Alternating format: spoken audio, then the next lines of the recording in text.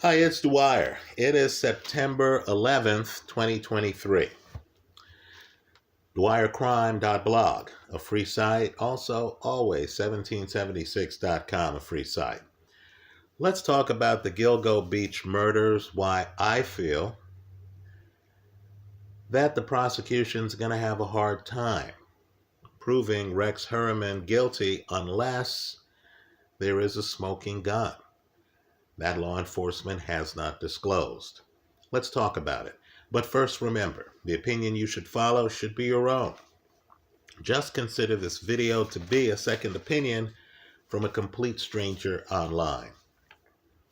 Now, the problem with some criminal cases, and let's be clear here, there are videos where I have expressed my opinion that the suspect is guilty.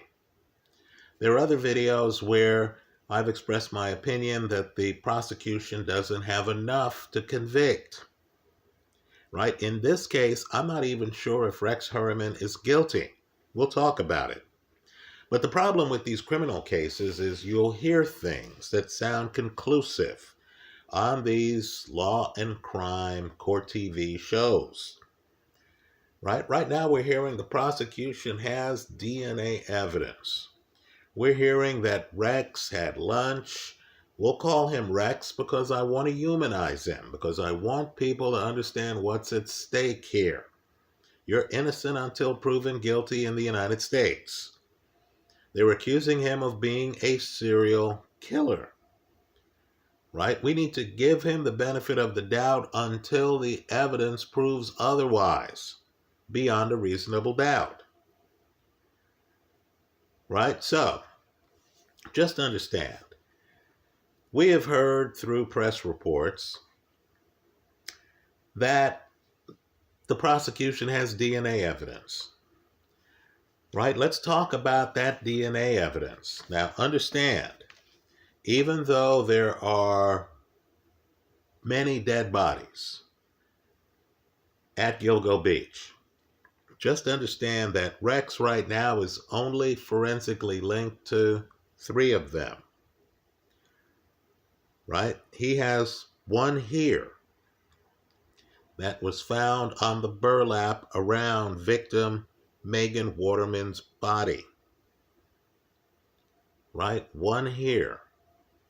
Understand, there were 2 female hairs found in the burlap. They belong to Rex's wife, who could not have committed any of these murders. The prosecution theory is that the wife's DNA was transfer DNA that Rex left at the crime scene. Understand, Rex's wife's DNA is also found in tape used to wrap burlap around murder victim Amber Costello. Rex's DNA is not at that murder site. Understand, too, that Rex's wife's DNA, another one of her hairs, was found in a belt buckle found on Maureen Brainerd Barnes's body.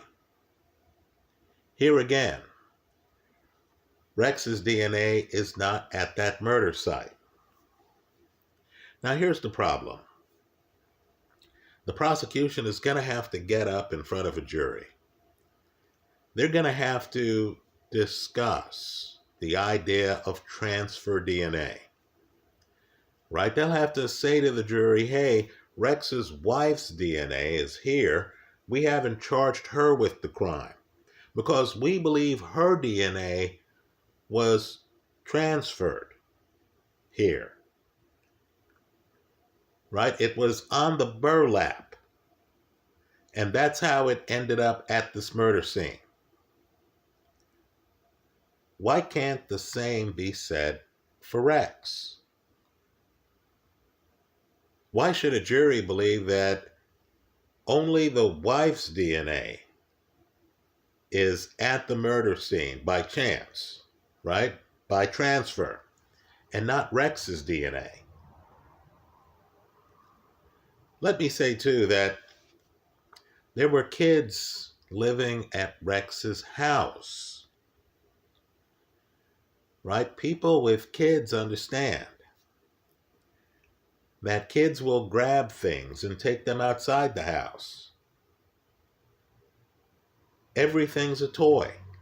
A kid could grab burlap from inside the house, take it outside the house, be using it to play with their friends. And just understand, if they leave the burlap someplace, someone else might think, hey, you know what? I can use this burlap to do terrible things.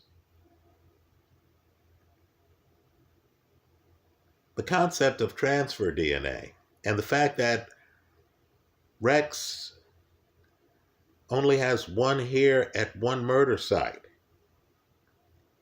right? His wife's DNA is at other places, but not his DNA. I believe that's the kind of information that is less than convincing for a juror. Right? It's just less than convincing. For all we know, the wife may have a nefarious friend who she doesn't know privately is a murderer. Right? Some work colleague or, someone she interfaces with at Starbucks or whatever. Right? Somebody else's parent who grabbed burlap from their house while a visitor, or who got the burlap from her inadvertently and then started using it in these murders.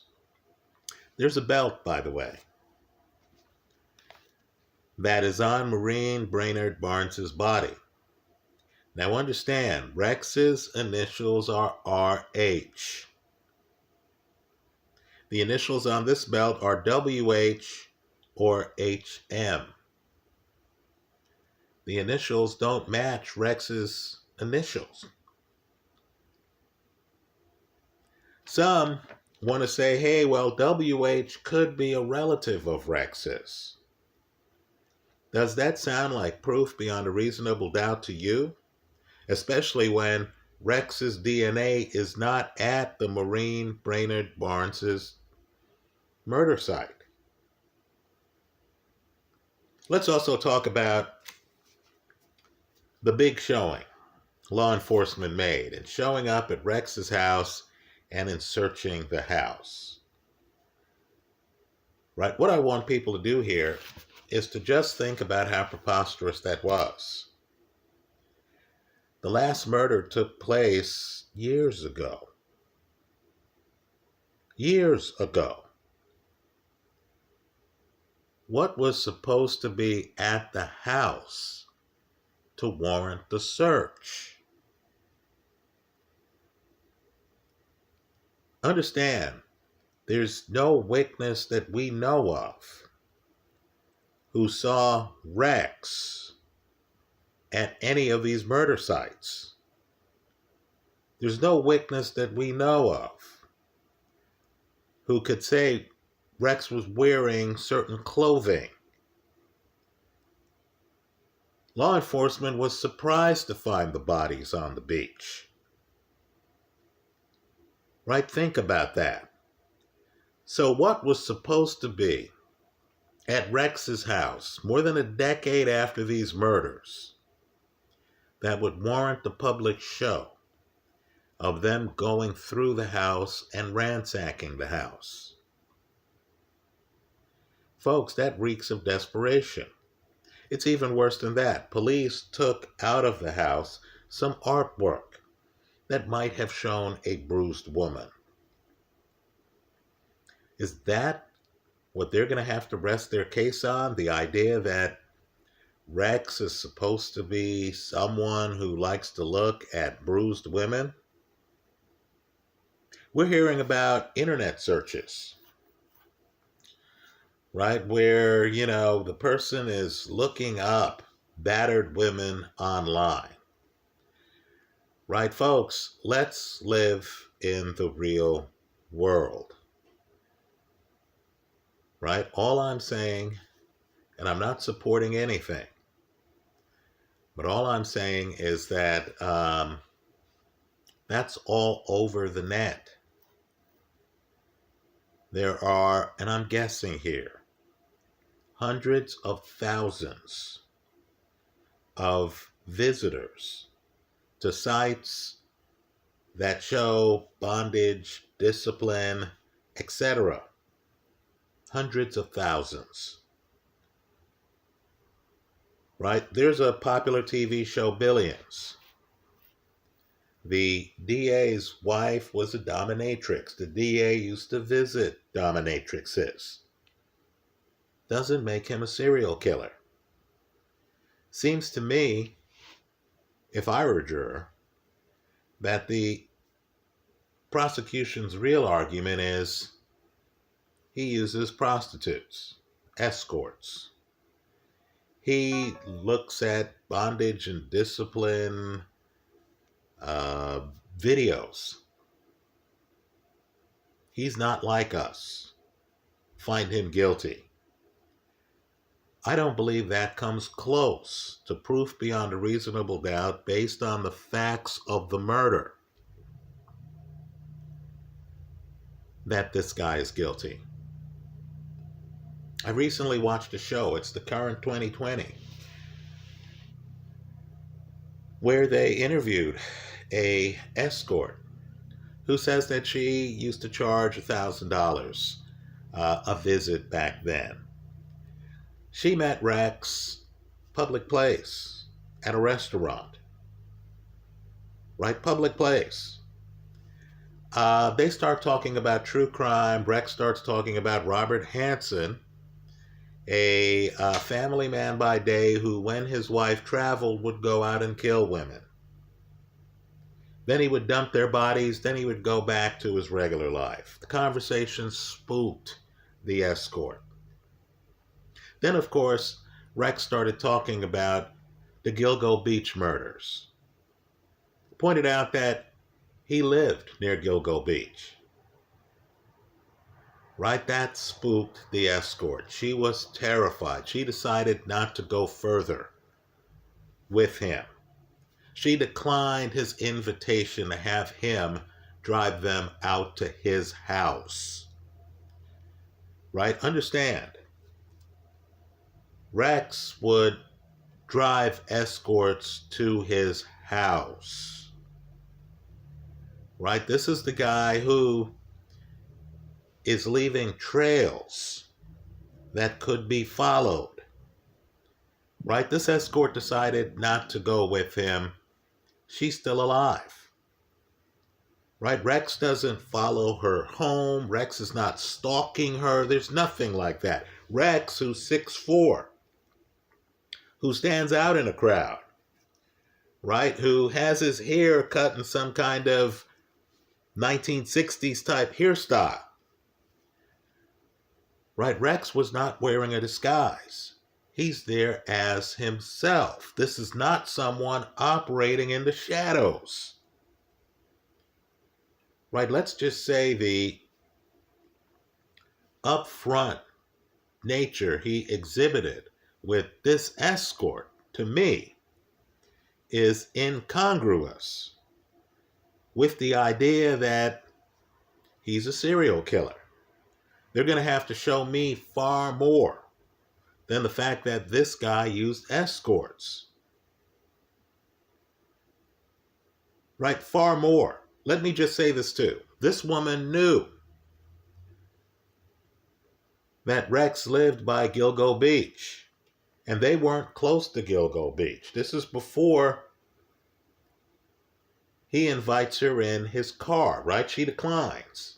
But just understand, he's up front with where he lives. So, of course, armchair detectives want to say, hey, look at this. He's fascinated by true crime. How many people here online are fascinated by true crime? Also, if in fact there is a serial killer in your town, don't you talk about it? In 1977, I lived in Queens. One of the biggest stories in New York City that summer was the Son of Sam. My family talked about it all the time. We, the kids in the neighborhood, talked about it all the time. Folks, it's news. People are concerned. Right? The fact that Rex talked about the Gilgo Beach murders doesn't tell me that he's the Gilgo Beach murderer. In fact, in the history of true crime, you're going to find that these crimes are so talked about that you have people like the Dear Boss writer during the Jack the Ripper serial killing who writes a letter. Right? Dear Boss gives Jack the Ripper his name. And now true crime experts don't even believe that that person was Jack the Ripper. Right? The public is that involved. So the fact that Rex was interested in the status of the investigation of the murderer, right? The killings in his community doesn't tell me that he's the killer. Another explanation could be that he's a concerned neighbor, that he has nothing to hide. He's talking about what's relevant at the moment, what's on the minds of the people in the community where murder victims have been found. Let me say this too.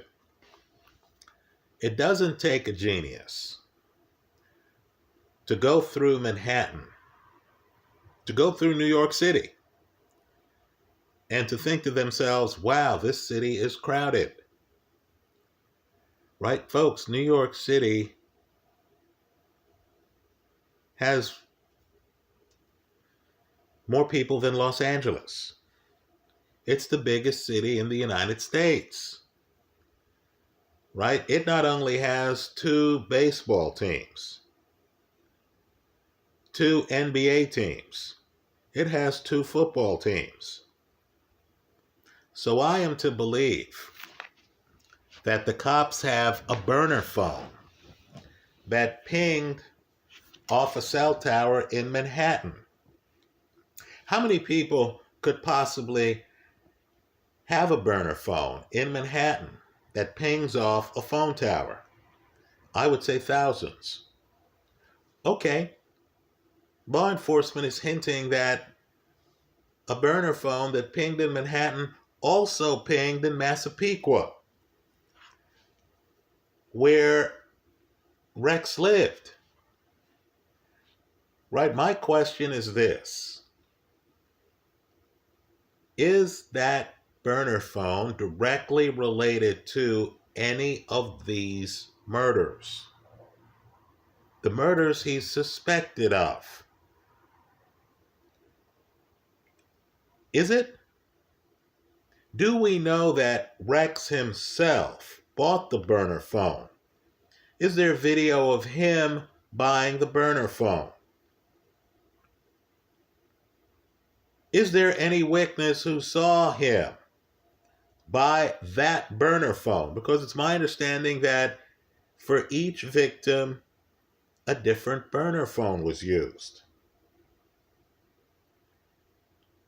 Let me also say too, as someone who's been on the LIRR, the Long Island Railroad, there's an entire culture out on the island that commutes into Manhattan to work.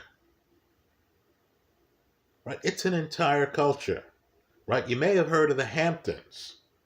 I'm not saying Rex lived in the Hamptons, but you may have heard of the Hamptons and many people in the Hamptons either live part of the year in Manhattan or work in Manhattan. Right? Many. It's a culture. So when I hear that there's a burner phone and it pinged in Manhattan and it pinged in Massapequa, without more, that's not convincing. Finally, let me say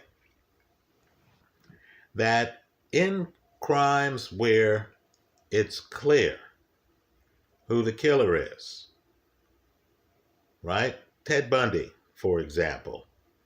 The cops don't talk about having 2,500 pages of evidence,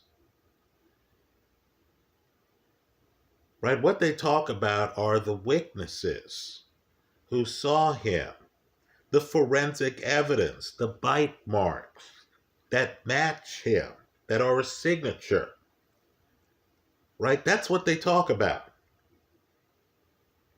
In this case, aren't we getting too much information that's not quite on target, right? Just know the DNA evidence here, right? The 5 hairs, 4 aren't Rex's.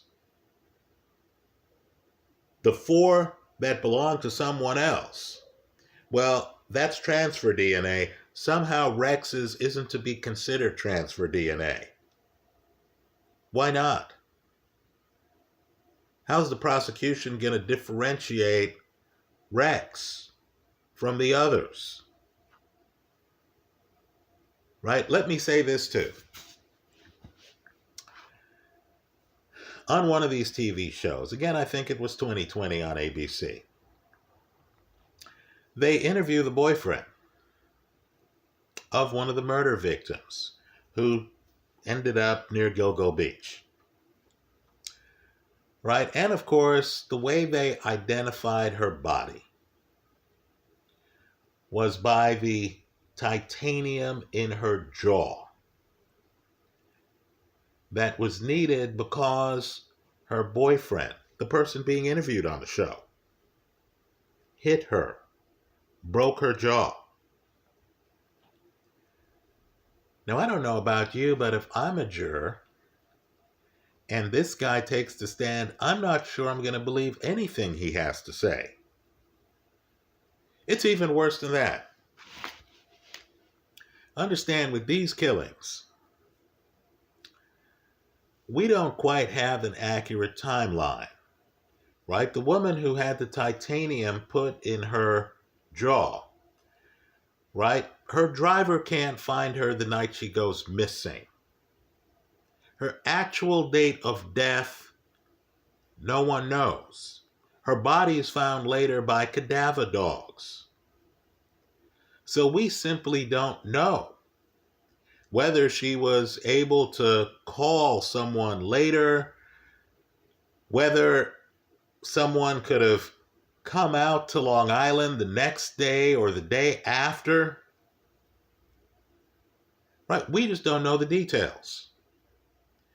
So when you hear that a young woman has been brutally murdered, and keep in mind, again, Rex is not forensically linked to that murder.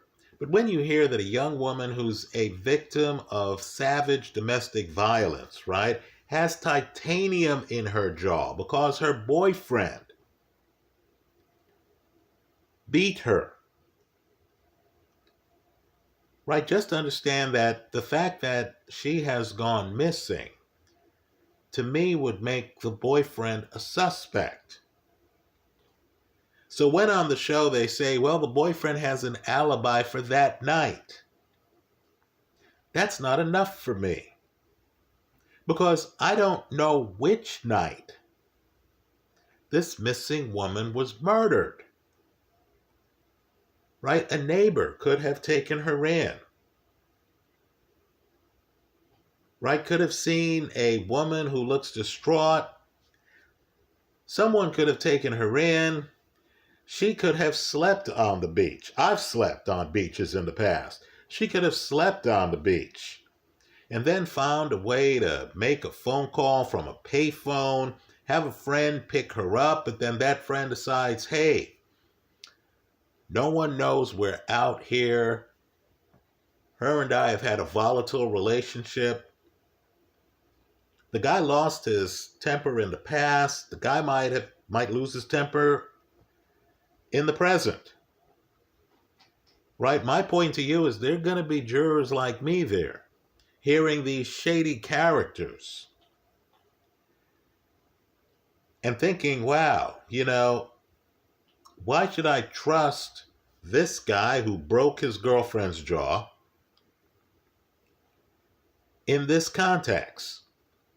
Understand there's another guy who had a scam with his escort girlfriend where she would get paid by the John up front, and then the guy would barge into the room, play the crazy boyfriend. And of course, the John would scurry away.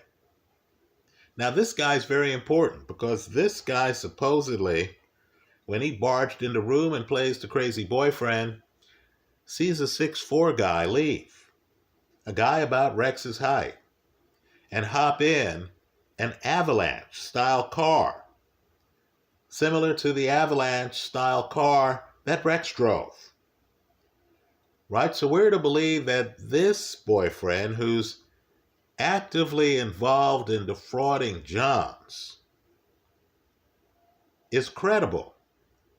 When you and I know in the real world, if this guy's girlfriend goes missing, given that he's participating in his girlfriend's illegal life of prostitution, this guy would be a suspect, especially when the body is found much later when the forensic evidence has decayed. So because of the low quality of some of the witnesses, right, a guy breaking an escort's jaw, etc., right, because of the low quality of some of the witnesses, because of the absence of any witness who sees Rex on the beach with any of the murder victims, because of the absence of Rex's DNA from all but one of the murder scenes, and of course it's one hair, right? 20% of the hair, put it this way, there are 5 hairs found. Rex's hair is just one hair. We're supposed to believe the other 4 are transfer DNA. And because I believe that Rex probably has several other escorts he's dealt with in the past who are still alive. Right? I'm just saying that unless Rex's DNA shows up at more murder scenes, the prosecution is going to have a very hard time proving this case. Unless there could be some evidence that the calls made with the murder victims' phones were made by Rex, the prosecution's going to have a hard time proving this case. I know there's at least one woman who got a call from the killer, presumed killer, right, from the victim's phone. And she feels that Rex's voice matches the voice she heard on the phone. The problem is the time gap, isn't it? Right? Just understand, years have passed. Voice memory, when you only had 1 or 2 phone calls with someone, is very tricky. I would say that evidence is too unreliable. I believe what the prosecution's going to have to do is to show us that Rex was in the location where the calls from the murder victim's phone was made. And that location has to be someplace that's not crowded like Midtown Manhattan. So this is a challenging case. This is not the Idaho College murders. This is not Adnan Syed. Right? This to me is a more challenging case for the prosecution. Right? It's 2023. I'm not convinced by salacious internet searches. I'm not convinced by the fact that someone is concerned and tracking a murder investigation that's happening right around them when several bodies are found nearby. Right? I don't believe that someone who uses an escort necessarily is a serial killer. It's unconvincing to me to believe that Rex would leave escorts alive. Right? Actually tell an escort before she gets in his car that he lives out by Gilgo Beach.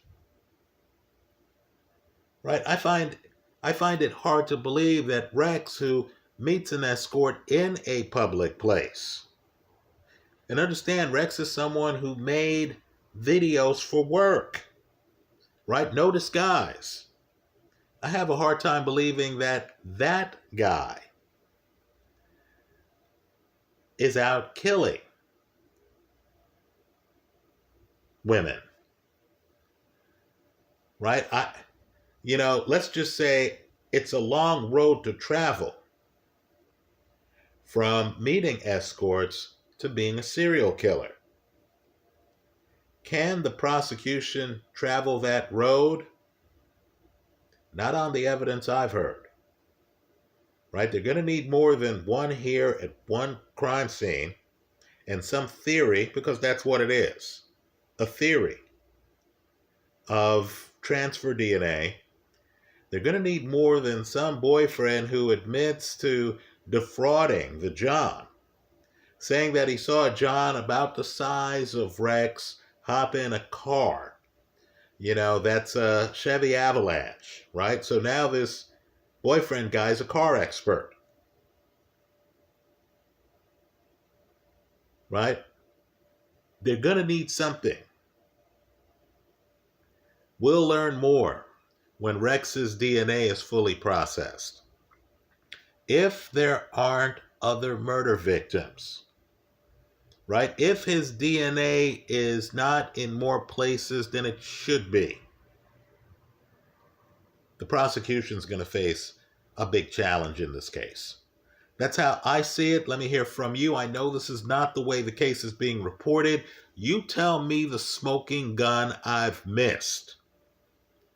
Right? To hear that there are initials on a belt at a murder scene, but that the initials don't match the suspect's initials, is less than conclusive to me. Let me hear from you. I look forward to your comments. Thanks for stopping by.